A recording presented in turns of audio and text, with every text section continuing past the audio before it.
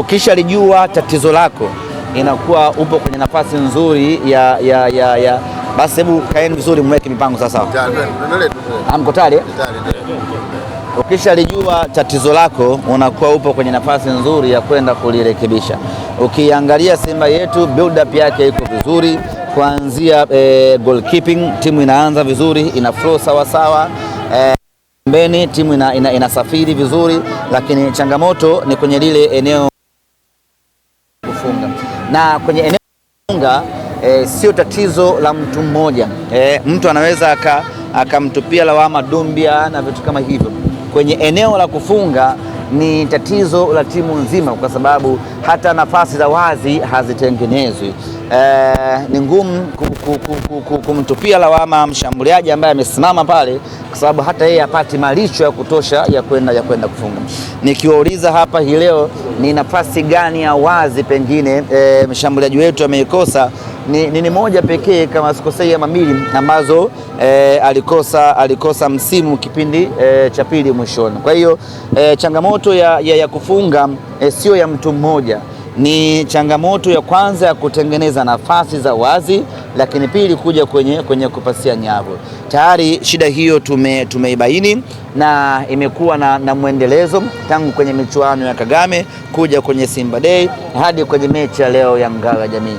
Nini maana yake? Maana yake ni kwamba sasa kwa siku hizi tatu ambazo tunakwenda kufanya marekebisho kuelekea kwenye mechi inayokuja ya ligi kuu ya NBC, hii ndio itakuwa kazi kubwa ya mwalimu Steven Becker, namna gani ya kuelekeza vijana wake kutengeneza nafasi na kupata mabao.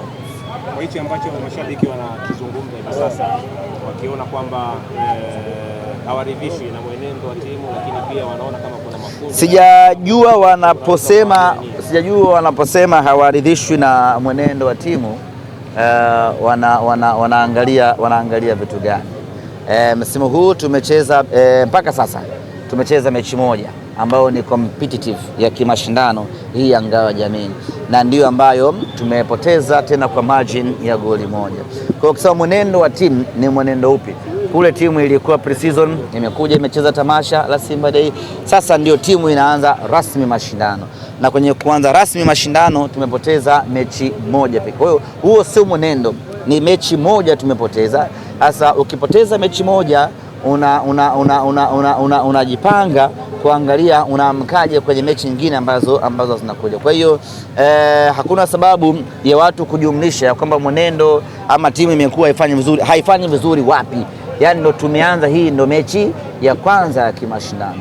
Tumecheza mchezo huu leo na hatujafungwa kwa kutawaliwa ama kuzidiwa. Tumefungwa kwa kuonesha uwezo. The only chance ambayo wameipata wakafunga bao, ndio hiyo chance ambayo imetengeneza tofauti hii leo. Kwa hiyo mimi naamini, na niwaambie wana Simba wala usiingie kwenye mchecheto wala mtafaruku wala kujichanganya. Tumepoteza mechi moja ya Ngao ya Jamii, tunazo mechi 30 za kuziendea mbele. Hii inatoa ishara gani? Manake wanasema nyota njema inaanza asubuhi. Manake ni mechi ambayo inatoa taswira kuelekea katika msimu mpya. Hiyo ni methali tu. Nyota njema huanza asubuhi, sio lazima ikawa kweli hivyo. Wakati mwingine nyota unaweza ukaja ukaiona usiku. Yaani unakaribia kulala ndo ukaiona nyota njema. Kuanza na ushindi kwenye Ngao ya Jamii kunatengeneza confidence kwa timu yako, kunatengeneza morali kwa mashabiki, na kwa mpira wetu wa Tanzania unatengeneza ari ya kutamba. The only thing ambayo tunamisi baada ya kupoteza mechi leo ni ile hali ya kutamba kwa mashabiki, ni confidence inapungua kidogo kwa mashabiki. Lakini mimi niwaambie, hii haimaanishi chochote kwenye mipango ya kiufundi. Huko mwaka ambao Simba tulichukua Ngao ya Jamii pale Tanga, lakini mwaka huo hatukuchukua ubingwa. Nyota njema hiyo ikatudanganya. Tumeiona nyota njema, tukaona yes mwaka huu yena, lakini tulipokuja kwenye ligi tukapoteza ubingwa. Kwa hiyo kupoteza Ngao ya Jamii wala kusitupotezee akili zetu ya kwamba tuko na sasa ndio tuna timu mbaya, tuna timu mbovu. Mimi niwahakikishie kwa miaka ya hivi karibuni hii ndio timu bora ambayo tunaanza nayo msimu. Mwaka jana tumecheza Ngao, hatukuwa kwenye ubora wa namna hii. Mwaka juzi tumecheza Ngao, hatukuwa kwenye ubora wa namna hii. Mwaka huu tumecheza Ngao tukiwa kwenye ubora wa hali ya juu. The only one mistake ambayo imefanyika, mpinzani wetu ametumia na ameweza kunufaika. Amen. Muda mchache kabla ya kuja kuzungumza naye hapa, nilikuwa nazungumza na mashabiki wa Simba. Baadhi yao wamepoteza imani na matumaini na mshambuliaji ambaye mko naye Dumbia. Una nini cha kuambia? Mimi nasimama na Ibrahim Dumbia. Niwaulize tu, ni nafasi gani ambayo Dumbia ameipoteza? Wengi wamelalamikia kwenye hata uwezo wa kutuliza lazima mahali anamwachia mtu anakwenda anatafuta nafasi, akishafika kwenye nafasi mali hazisogei. Hata heda, kwa sababu yule ni mzuri kwenye vichwa, hata pasi ambazo zinatakiwa zije kwa ajili yeye kupiga vichwa pia hazifiki. Ndio maana nimesema hapa tatizo wala sio Dumbia, tatizo ni ule mstari wetu wa mbele kwenye kutengeneza mashambulizi. Leo niambieni, ni nafasi ipi ya wazi ambayo imetengenezwa na mtu akakosa? Dumbia amepewa pasi gani elekezi, walau ana mabeki wawili mbele na golikipa, alafu tukamwona amefanya makosa. Hakuna clear chance ambayo ameipata. Mimi niwaambie wana Simba, tusimame na Dumbia.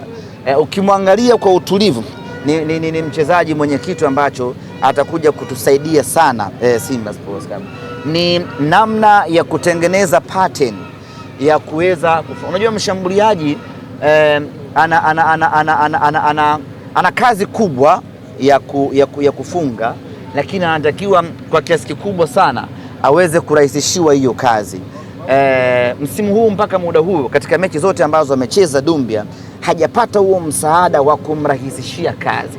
Sasa kabla ya kumhukumu Dumbia, kwanza apewe nafasi, akose magoli ya wazi, hapo tunaweza kuja kwenye nafasi nzuri ya kusema huyu bwana hana anachojua, atupishe. Lakini kwa sasa tuendelee kusimama naye, tuendelee kumwombea, lakini kubwa kabisa lazima timu itengeneze nafasi ili tuweze kupata bao.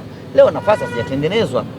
Nafasi ambayo ulikuwa unaamini hii inaweza kawa ni goli, nafasi moja tu kama sio mbili, ile ya Bakari Msimu kipindi cha mwishoni, lakini otherwise game nzima ilikuwa haitengenezi nafasi kwa mshambuliaji kuku. Na ndio maana hata alivyoingia Mpanzu kama false 9 bado hakuwa na madhara kwenye lile eneo.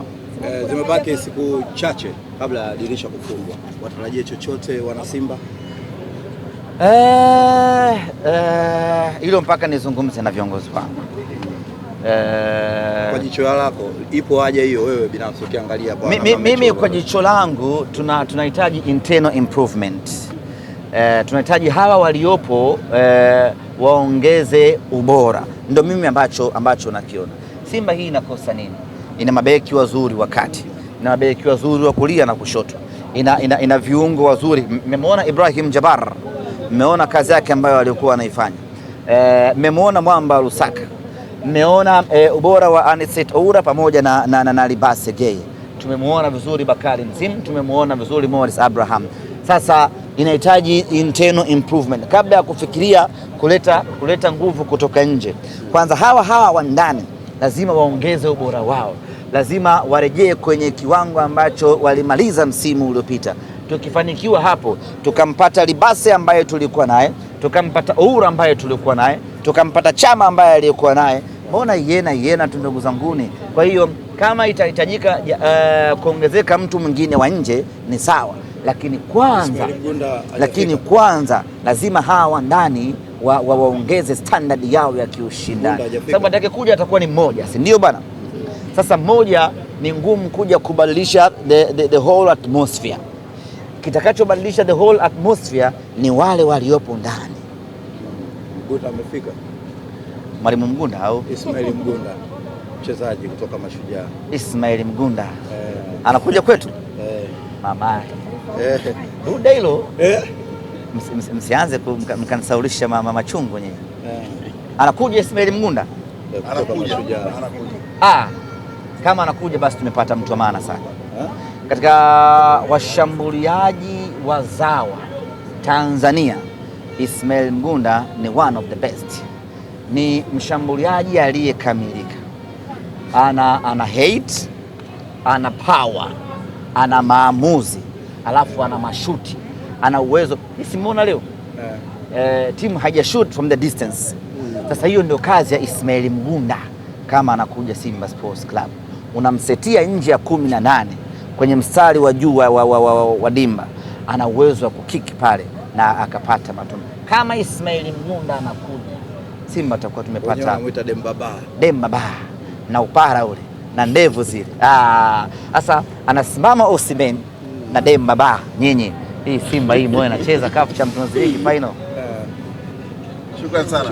Ameridhika wanangu. Hivi unajua kwa nini makampuni makubwa duniani hayaachi kujitangaza kila siku, licha ya kwamba tayari yanafahamika? Sasa kama una biashara au kampuni lakini hujitangazi, customers wapya watakujua vipi? Na bila advertising, unategemea kukuza mauzo yako kwa njia gani? Ndio maana Global TV tunakupa nafasi ya kuitangaza biashara yako kwa audience kubwa ndani na nje ya Tanzania kupitia mitandao yetu ya kijamii. Advertising kupitia Global TV inaongeza brand visibility yako, inakufikisha kwa customers wapya na kuongeza nafasi ya bidhaa au huduma zako. Na habari nzuri zaidi, bei zetu za matangazo ni rafiki. Iwe una biashara ndogo, ya kati au kampuni kubwa, kuna nafasi inayoweza kukufaa. Usiache biashara yako isubiri kugunduliwa. Ipe visibility inayostahili. Anza kutangaza nasi. Wasiliana na Global TV leo na tuipeleke brand yako mbali zaidi.